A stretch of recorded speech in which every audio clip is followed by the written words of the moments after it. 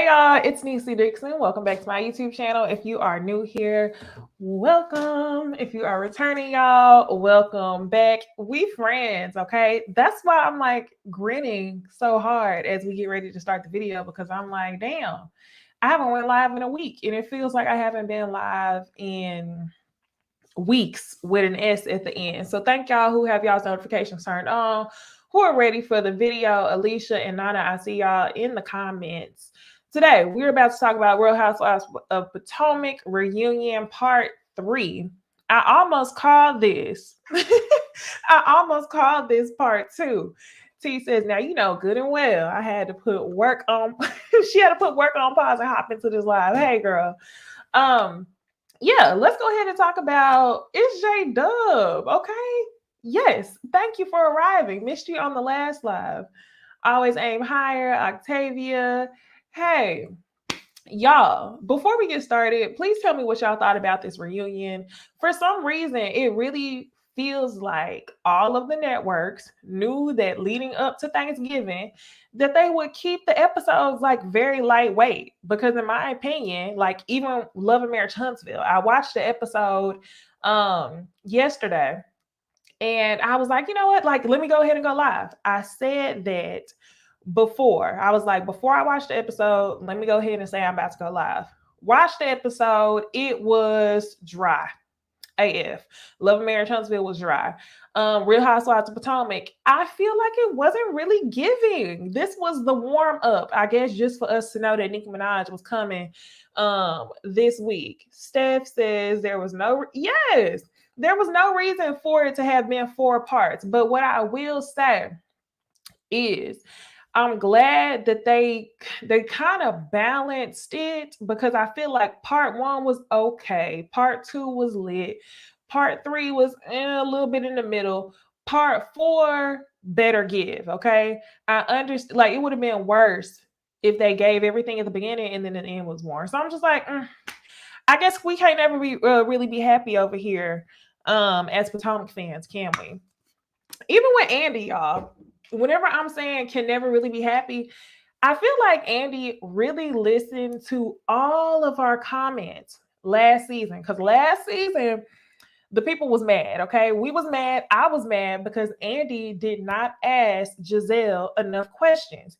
He didn't press her on anything, but I felt like he pressed Monique and Candace last reunion. So you can see this reunion, Andy is being more involved in the conversation, even so much as to tell Wendy that we've moved from the binder notes to this loose leaf binder and it's not giving. I was like, Andy is trying to, show a little bit more personality, and he knows that he's being held accountable. So I'm like, I don't really know how to feel, because I wanted this accountability last season. And now when I'm getting it, especially with him talking to Candace, I'm like, Andy, I don't know. I was in the comments. Trey says, Necey, we got to check in on our favorite cousin. But yeah, literally no reason for it to be 4 episodes, y'all. I think we can go ahead and get started. Okay. Yes, J-Dub. And they got in Candace shit, basically. He got in Candace shit this season where we wanted him to get in Gizelle's shit last season. But we're going to go ahead and talk about it, y'all. We aren't going to talk in exact order because they could have chopped it up a little bit to make it more entertaining. So I chopped up my notes so we can go ahead and get into it. Of course, Robyn and her story is at the beginning because nobody really cares. All right. So y'all, the episode starts out and y'all know this is a to be continued from part 2. And it ends where Wendy says to Gizelle, you had a tummy tuck. Did you keep Jamal? And I was like, oh, that got me so excited at the end of part 2, because honestly, y'all know how I feel about the whole body thing. If y'all have been watching my reviews up until this point, I did notice a change in Wendy. Facts, okay? But I always felt like Gizelle and Robyn together both had very ill intent when it came to Wendy. It was like, oh, well, you were known for being the brains and now you're dumb and you trying to use your body to overcompensate. So it's like, it's funny how you can place that storyline on Wendy and her body, but we can't place it on yours. So when Wendy said that to Gizelle, I was like, Facts. I love that she's a commentator. I love that she is quick with it because Gizelle, what did you have the tummy tuck for? You didn't keep a man. And that's whenever Gizelle all of a sudden looks like a deer in headlights. She don't ever want to look at you. She wants to ignore you. She just wants to pose. Pose. Whenever somebody is coming for her neck and snatching all her edges, she don't want to say nothing back. And that was that moment for her. And she says, well, I had surgery because I had twins. Okay. And Wendy had 3 kids. So it's like, just like Gizelle had 3 kids. So why is her situation different than yours?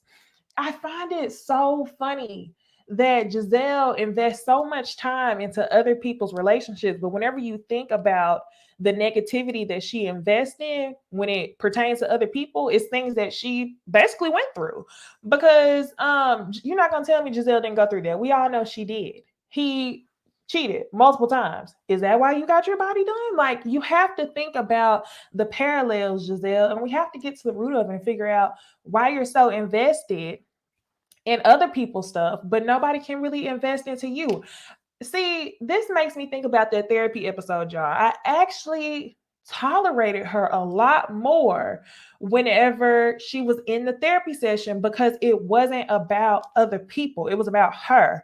And I feel like I kind of feel the same way about her as I do Kenya. Like, I feel like everybody liked Kenya more when we had the episodes of her with therapy with Mark, when we had the episode of her going to knock on her mama house. So, yeah, Gizelle, we just need more of that. We really do. Because I'm not understanding. Oh, this comment from Sierra. Sierra says, I wonder if they're using Nicki as an outlet to ask questions so Andy doesn't catch heat for how he's questioning Black women versus other franchises. Sounds about right. Yeah, sounds about right. Wendy, I said Wendy. Y'all know Wendy went all over the news, so that's what I'm thinking about. But Nicki says that she wanted to do the show. She asked Andy to do it. But you could tell by the conversations that her and Andy were having that Nicki knew her assignment was to come and ask the questions. And low key, I had a feeling that was going to be her assignment from the beginning, which was why I was actually excited about Nicki coming on the reunion. The only part where I was like, I don't know how I feel about Nicki coming on was that I knew all of the women was going to be acting real fake, real fangirl. So I was like, the women might act funny, but Nicki is going to be held accountable by the Barbs and by everybody who is a true fan of this show and not necessarily a Nicki Minaj fan. So yeah, I agree with you, Sierra. Hey Bondi, the live just started, okay? Y'all here on time, the live just started. But y'all, back to what I was saying. We're talking about Wendy in this body. So y'all know Mia irritates my soul. She does have some moments where I feel like she can be right, but overall, she irritates my soul. So Mia chimes in off the boots of Gizelle, and she says, "Well, Wendy, you got your ass done for your kids too? Was that what you got surgery for?" I'm like, if the woman who didn't had surgery on her clit don't shut the fuck up.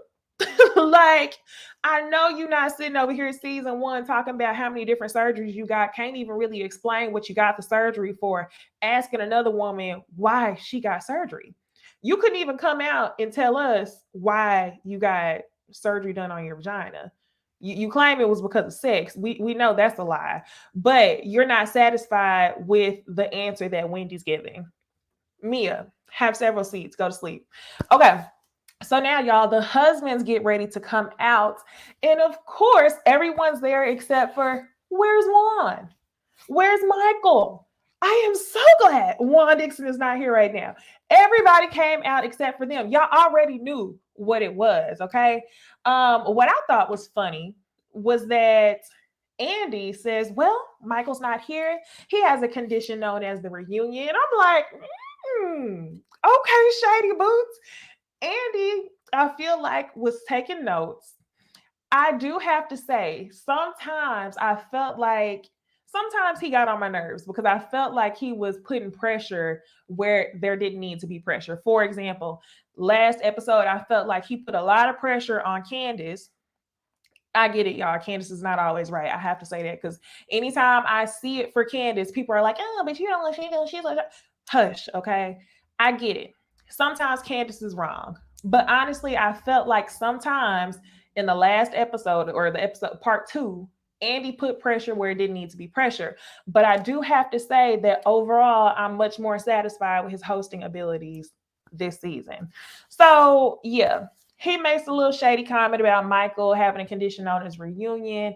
And Ashley says, no, he's sick. No, he's sick.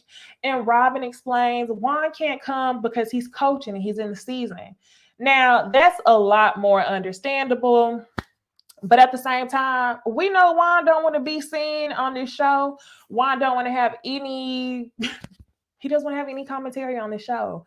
And honestly, y'all, based on the finale episode of the season, I feel like if we were to see Juan a little bit more, he wouldn't be as well liked as he is now because he kind of seemed like an asshole when he drove off on Robyn and she claimed that he drove back, but they just didn't catch it on camera. Interesting. Did they not catch it on camera, or did Juan not want to be seen on camera having that discussion? Whatever. So now, y'all, let's move on into Robyn's storyline. I forgot I had my reunion picture up here and I didn't even pull it up on the screen. Blue, there we go. So let's move into Robyn's storyline.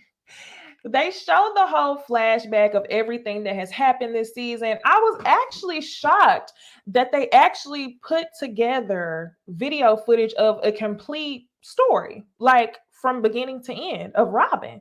And I was like, damn, it didn't feel like Robyn had this much of a storyline until we got to the final episode of the season. But to see them put the flashbacks together like that, I was like, impressed. Okay. So they showed the flashbacks, which is her staying in the bed all day, not waking up until 12, him saying that there was unattractive. They show her looking at warehouse space for her business. They show her going into counseling.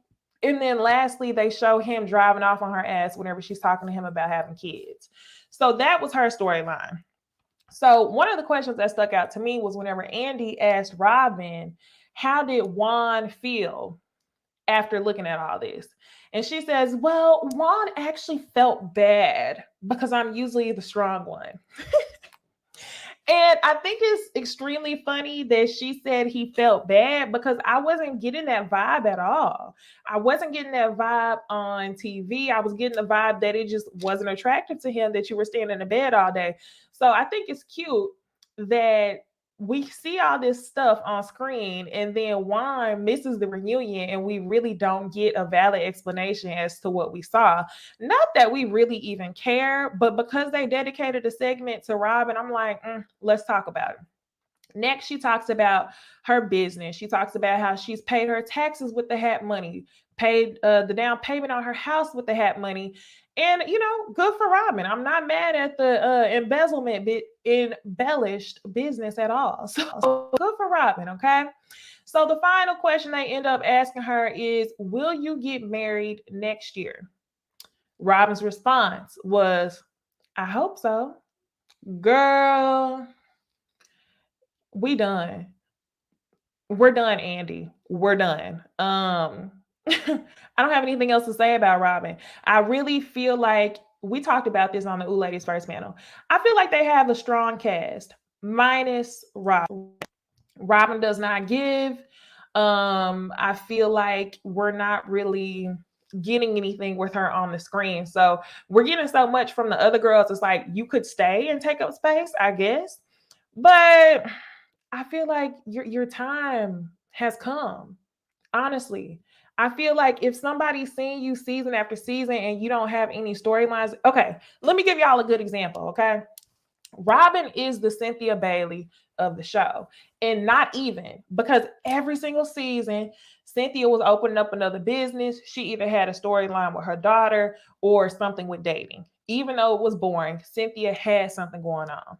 Candy didn't have some shit going on, but within the most recent seasons of Real Housewives of Atlanta, Candy has been rather just kind of in the mix, middleman.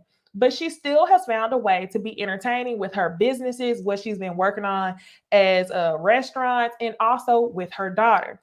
when it comes to Robyn, I feel like we literally got nothing until the final episode of the finale. And even before that, it was giving nothing. So I think that Robyn can go. That's just my personal opinion. I mean, she can also stay too if we all want her to keep that check. But other than that, I don't think she's giving anything. Y'all tell me what y'all think in the comments, okay? The only people who believe that Robyn is potentially getting married next year is Mia and Gizelle. Mia and Gizelle are both full of shit. Y'all, me and Gizelle know good and well she is not getting married before the end of next season. She know that. Every single one of them know that. Y'all keep saying y'all waiting on a pandemic. There's plenty of booster shots out here for y'all to be getting. Plenty of mass weddings. Cynthia didn't have one. Karen didn't have a vow renewal. Y'all didn't have meetups for that podcast in the damn driveway. If a backyard wedding was needed, you could have done that at this point. Y'all hadn't done it. So whatever. So now the next one is, when will Robyn have kids? And she's, or another kid. And she says that she's giving Juan until she turns 43. Good question, Andy. Andy says, when is that? How old are you? And we find out that she's 42. So I guess we have one more year to see if Robyn and Juan will actually have this baby girl that Juan so badly wants. I don't know if Robyn wants another kid, but if that's what you want, I hope you get it. But that's not the storyline I'm looking for either, because I can't stand Robyn giving nothing. Okay.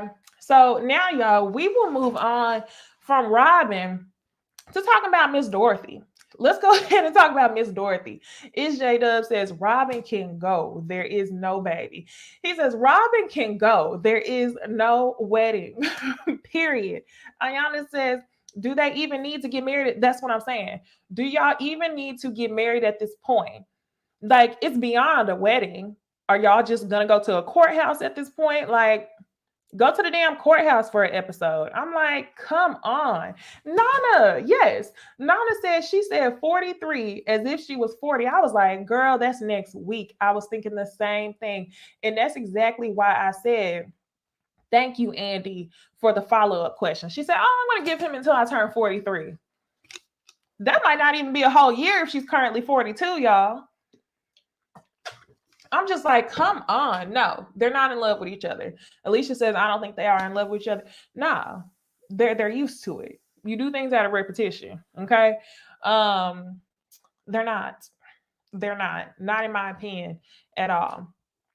So yeah, I'm done with them. Y'all done with Robyn? Y'all want to move on? I'm done with Robyn. Okay.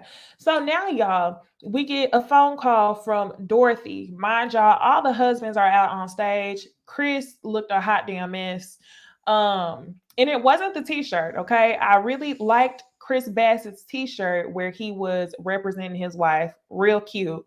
But when it came to them damn jogger suit pants, cropped capri dress pants, I was like, Chris. You know, seasons ago, I used to think Chris was just a handsome man. But the more I started seeing pictures, I'm like, that's not the outfit for him. That's not the outfit. Okay. I'm glad somebody then did the research for me, because you know I was about to ask. Yep, SD says that Robyn's birthday is in April. So yeah, it's less than a year, y'all. It was probably only a couple months whenever she said that. Hilarious. Yes, Jada. Chris had on some Vans. I was like, that is not the fit, Chris. So y'all, we get a phone call from Dorothy. Chris is on the stage sitting behind Candace, and she's asking what's going on. I wonder if this was planned or what, but I was like, not Candace stopping her job to answer the damn phone for Miss Dorothy. Okay. So anyway, Dorothy's like, what y'all talking about? Y'all having fun? And Andy says, give me the phone. So Andy asked her, basically, what did you think about your behavior at the photo shoot? Y'all know when she was going around talking shit to everybody about her son-in-law. And she basically says that she was just having fun. She was just socializing. You know that's messed up. Next, Andy wants to know, have you apologized to Chris for basically bashing him to the damn ground, trying to act like he ain't got no income? And she says, I have not apologized to him yet, but I will.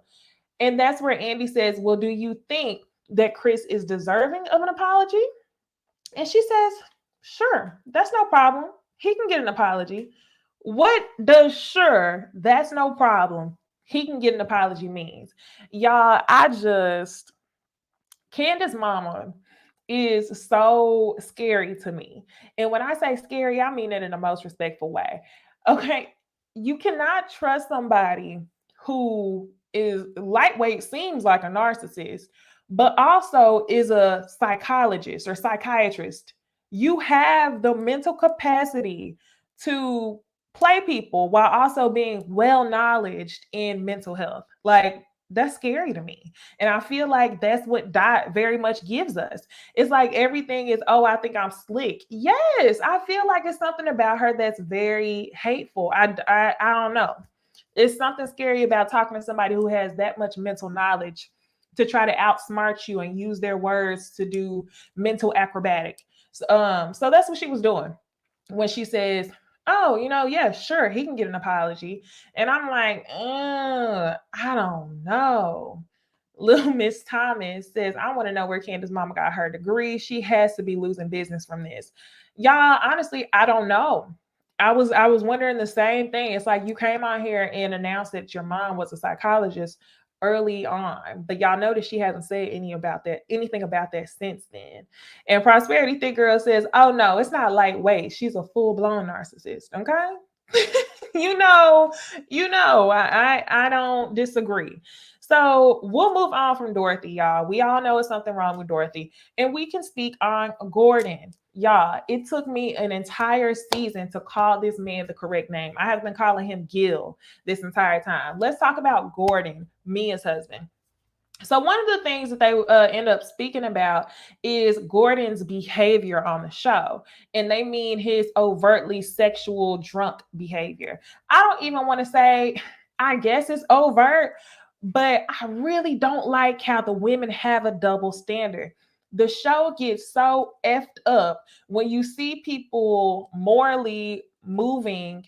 Well, let me not even say morally. The show gets messed up whenever you see people making decisions based on their alliances rather than what's right. That's what we get on here for every week on YouTube.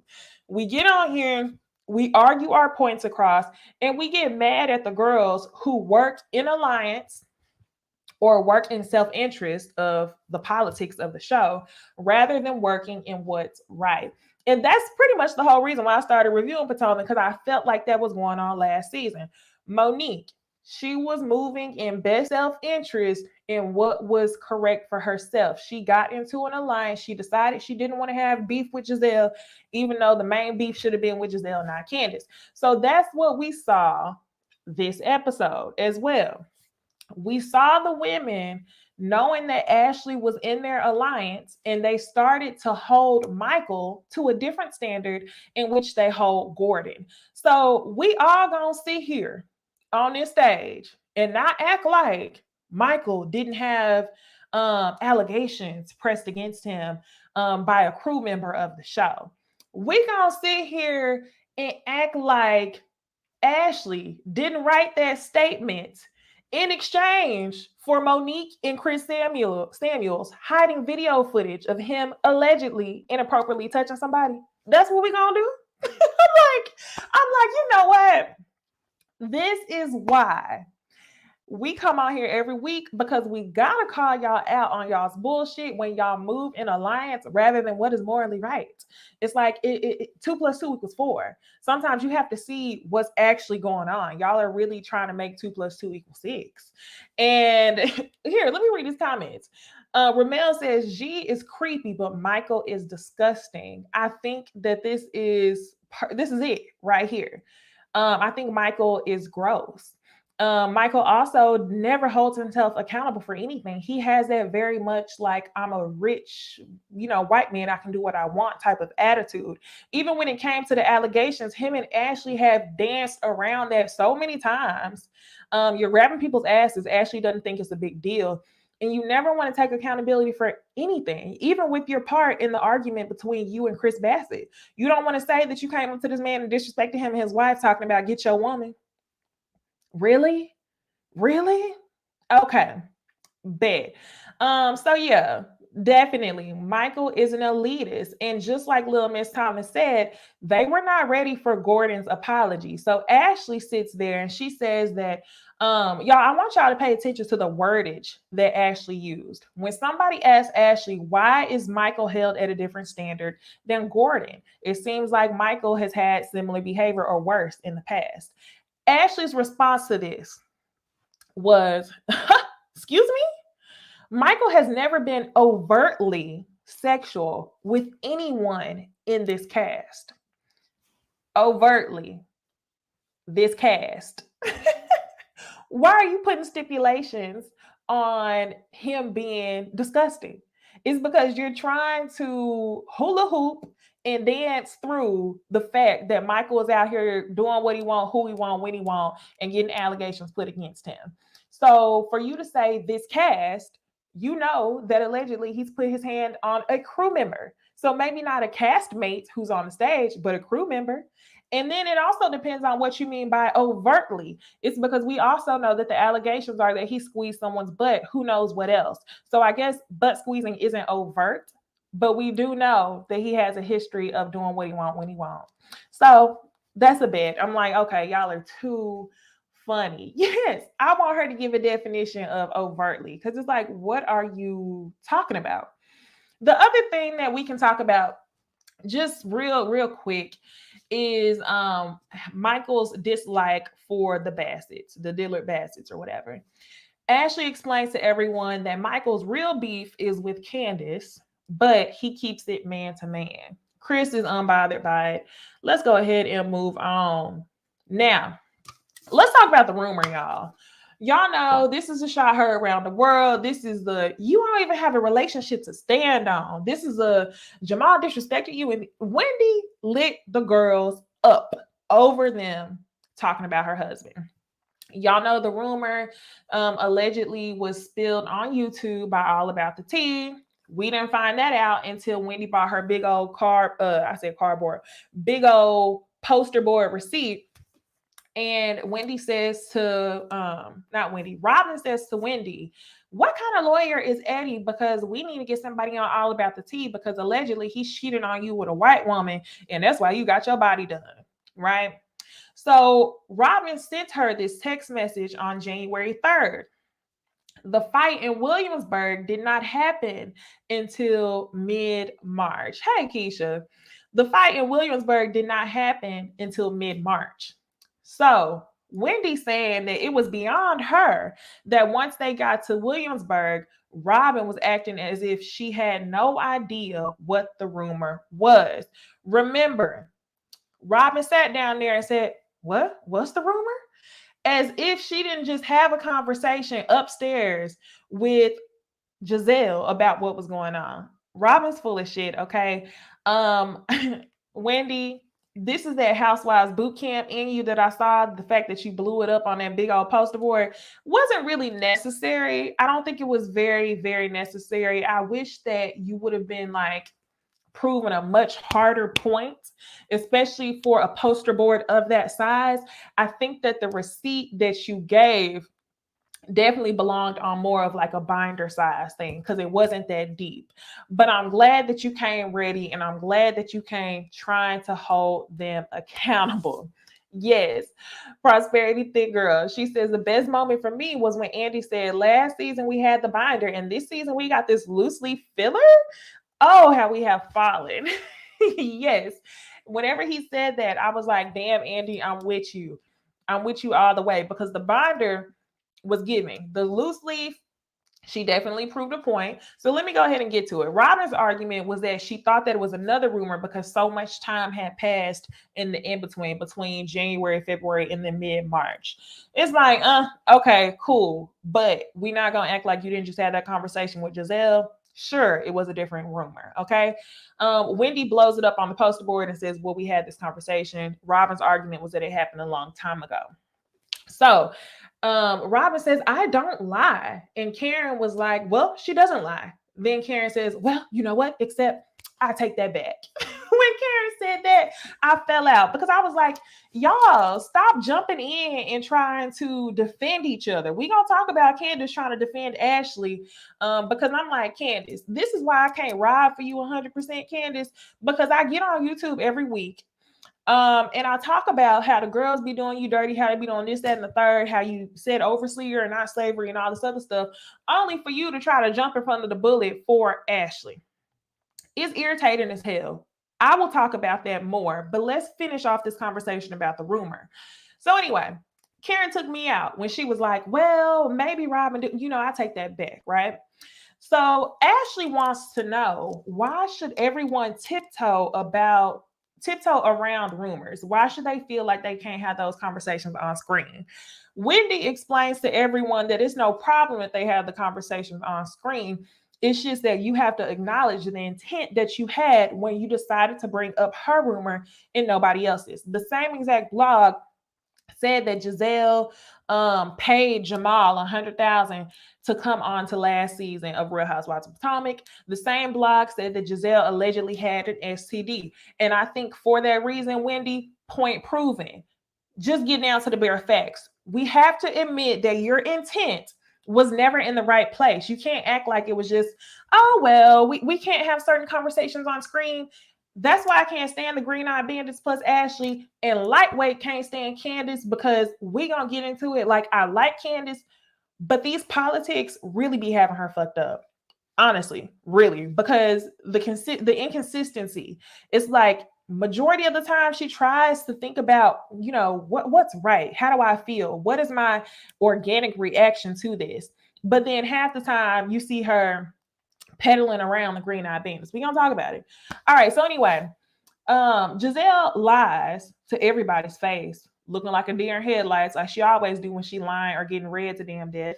She lied to our faces and told us that she had a conversation with Wendy prior to the rumor being brought up on the show, right? So Wendy's like, when did we have that conversation? And she says, well, you called me or I called you. Wendy pulls the call record. They only talked on the phone for 1 minute. So literally there was nothing for y'all to talk about. You never mentioned it to her before. But because Wendy was so dramatic with these receipts, I feel like it was so anticlimactic. Wendy, I understood where you were coming from. I think that your receipts definitely proved a point, but you was doing a whole lot for just a little bit. The juice wasn't worth the squeeze, like what they say. So it was a little bit anticlimactic. So now, y'all, Eddie ends up coming out. He was already sitting there, and they asked Gizelle, do you feel the need to apologize to Eddie? And Gizelle flat out just says, no. All right, bet. I mean, girl, you better be lucky he wasn't sitting out there like Chris Samuels last season, because you had a whole damn bodyguard last season. When you gonna get enough for coming for people's husbands? When are you gonna get enough, Gizelle? I really don't know. I guess she didn't feel the need to have a bodyguard this season. So anyway, y'all, the other thing that they talk about is Mia on social media and this salad tossing thing. Wendy lit her ass up and was like, why would you even care who was looking your way? I'm a married woman. Who would even care? I don't, so we can move on. Now we get into Karen and her whole storyline of being an ambassador of Surrey County. We find out that she's bringing Wi-Fi to her little rural community. Rural community. How do you say that? But anyway, yes, Black Tornado. That's perfect. Wendy's point got lost in the drama. That's exactly what happened. The juice was not worth the squeeze at all, and it sucked. So, like I said, Karen brought Wi-Fi to her community, so that was good. Chris, he asked a really good question. He says, what's the difference between Ray supporting his wife, Karen, and Chris Bassett supporting Candace? Now, Chris Bassett, man, you were on to something good. But everybody on that stage already knew that the difference was coin. The difference was coin. Karen married a wealthy older man, also known as the Black Bill Gates, okay? So I think that's the difference. And like Gizelle explained, Ray has already, in a way, paid his dues because he held Karen down by being the breadwinner for I don't know how long, whereas your situation with Candace is a little bit different. So Chris gets really upset, right? And he explains, well, Everybody wants to think that Dorothy, paid a bill with my name on it, but he goes into the backstory. We find out that whenever him and Candace first started dating, he actually had his own home. Candace and her mother had the investment home that she was living in. He decided that he would not pay any money towards Candace and her mom's investment until they were married. But one thing that popped into my mind, y'all let me know if we on the same page. Chris told us that he had a house when him and Candace first started dating. Candace had the investment property. He didn't want to pay any money on the investment property until they were married. But what he doesn't explain to us is if he still owned that home the entire time. Because if you didn't own the home and then you moved into someone else's investment property, you would then just become a tenant. So you would need to pay up on some rent. So I'm like, damn, Chris, what you're saying makes sense. But can you answer the question for us? Did you still own a home and you paid on that home while living in Candace's home? You were paying rent in your own place that you owned? I don't know.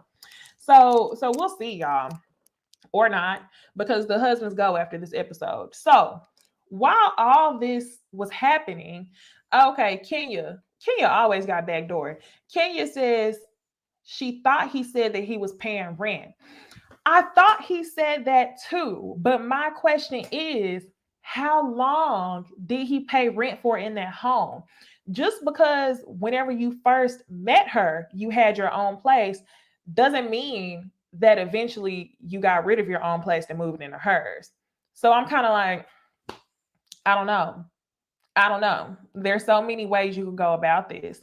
So just like Andy did our girl Wendy, he does Chris Bassett the same way. He's like, okay, so back to Surrey. And I was like, damn. Everybody's coming with their receipts and their explanations.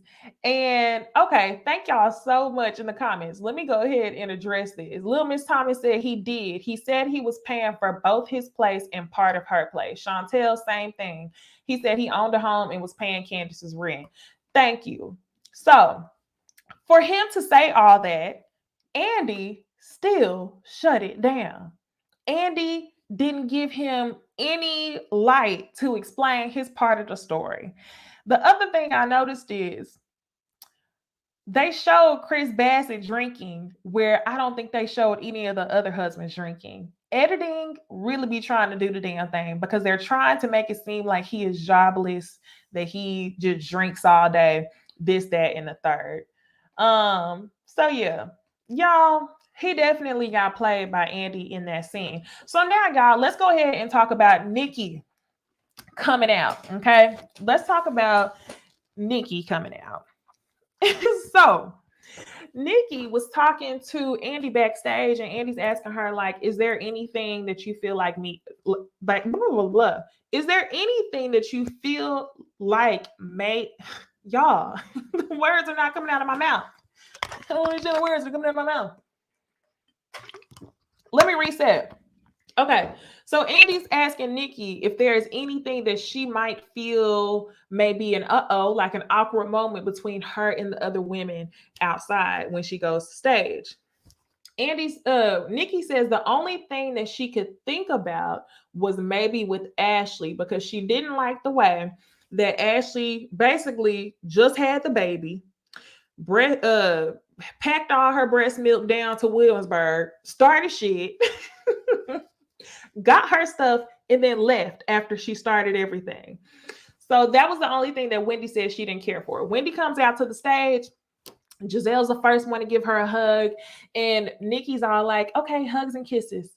Hugs and kisses. Like, I'm not about to hug everybody on this stage, but ladies, I love you. Let's get to it.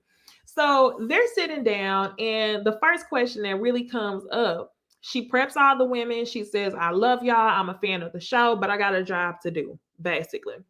So she says, you lugged your breast milk down to Williamsburg, basically to start Giselle's drama. She said, I know that you had the baby this season, so maybe that's why you didn't have a storyline. So did you feel that it was necessary to come and start Giselle's drama and then leave? And when she said that, I was like, Thank you.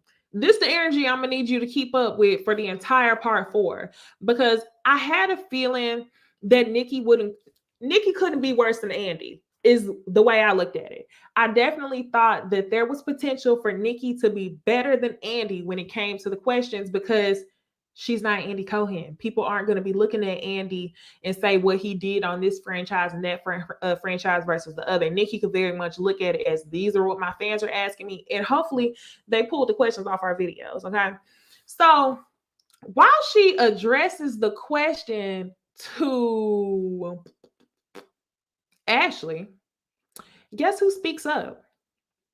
Candace. Candace and her nose. I'm just pulling one of Candace things out of her book. But y'all, Candace, I sat here and defended you when I needed to, okay? When I thought that it was fair, only for you in Williamsburg to damn near, well, no, not damn near, you did cuss Ashley out in front of that refrigerator, lugging her milk away. You cussed her out. Then when Nicki is asking her a question that's kind of on your behalf, the same question you had for her, you're standing up for Ashley and you're saying, well, she had a baby. She just had a baby. What? What? That's what the hell I'm talking about, y'all. Candace gets in her own way. And that's what I was trying to tell y'all before. We see a stark difference from the way that Wendy and Candace communicate with each other. Wendy and Candace communicate with each other on some we see each other type stuff. Even if you go back to part 2 of the reunion, when everybody was getting on Candace's head, Wendy came to the room and said, I'm going to have your back no matter what. Wendy's calling a thing a thing. Candace has sat on this show seasons longer than Wendy. She's seen their double standard behavior, and they didn't quite want to call the colorism until Wendy was smart enough to articulate exactly what it was. Even then, Candace didn't want to jump in and call it colorism, even though she definitely blew a whistle by saying that Ashley was talking about the texture of her hair. So Candace battles with trying to have the best alliances, also trying to make sure she has her best interest at the top of her mind. Because like Karen told her last episode, maybe people are going to get tired of it and, they won't want to deal with you. Or also known as Monique last season, we'll ice you out. So Candace battles between what's morally right and also the politics of it all. You know where to start shit. You know that if Gizelle is aligned with Ashley, you know when to pick and choose your battles. I don't know why that was a moment for you not to allow Ashley to explain herself, because you had the same exact question we had during the season. So I'm like, what are you talking about, Candace? And this is why I can never ride for Candace 100%, because Candace sometimes she needs to take a step back. I need you to read the room. I need you to observe the motives that everyone has. You don't do that. You often don't even see it in your own best interest to calm the fuck down. Only because people use your actions against you in a way in which they won't use Mia's actions against her, or Robyn, or Gizelle. So sometimes you have to be smart enough to not get outsmarted. And that's exactly what Wendy's doing. And I think Wendy has those conversations with Candace, but Candace just doesn't keep that same energy. I think she's afraid.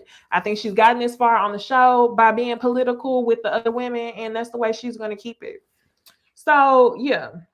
Y'all, yes, Keisha said that turned me off. Yes, Kenya says she is her own worst enemy. I agree 100%. Kawana says Candace was not a real friend to Wendy, even though Wendy is the only one who had her back. Kawana, I definitely have to agree with you on this one. I felt like there were moments during the reunion that whenever Wendy would say things, Candace would make slight comments on the couch. Like, ooh, cut her off. Cut her off of that alcohol. Ooh. What? I think Candace said that whenever Wendy was going in on Mia for the salad tossing comment. It's like Candace. Candace wants to make it clear that even though Wendy may say some of the things she's too afraid to say, that she's still aligned with the motives of the Green Eye Bandits. And I'm like, Candace, this is why I don't understand. I can't fuck with you 100%, because you definitely try to make it clear to the other women. Yes, y'all saw it. Little Miss Thomas is telling Wendy, don't give her any more. That's exactly what she said. So pick me. Facts. We see each other. She's a pick me, and her own worst enemy. So y'all, that's all I have for Real Housewives of Potomac. I started watching Real Housewives of Salt Lake City, but I didn't finish the episode. So we may talk about that. We'll see. Might not. We'll see. But I'll be back on, what day is it? I will be back on Thursday to discuss Married at First Sight. Ooh, Thursday is Thanksgiving. Damn. Maybe I'll be back Wednesday night. Y'all turn on the notifications, okay? Let me read this comment. Prosperity Thick Girl says, can we talk about Robyn lying about Juan coming back after almost rolling her arm in the window and almost running her ass over because production would have ran that beautiful footage back? Yeah, she's lying. We kind of talked about that a little bit before. Either Robyn is lying, or either Juan really did come back and that he doesn't want to be filmed. Who knows, y'all? I really don't know. But y'all, that's all I got for Real Housewives of Potomac. Y'all be sure to follow me on Instagram and Twitter. I often post on Twitter when I'm about to go live. If YouTube doesn't give you your notifications, I usually post on my community wall first, but that's through YouTube. So if you don't get your notifications there, be sure to follow me on Instagram and Twitter. But that's all I got. If y'all want to talk about Real Housewives of Salt Lake City, comment below, replay gang. I will be sure to link my other videos right up here. Okay. And last thing, y'all, we have a different schedule for the Ooh Ladies First panel for the following weeks.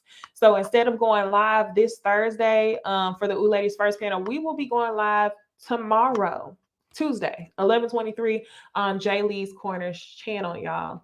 So I guess I will be seeing y'all then, and I'll see you on this one. Bye.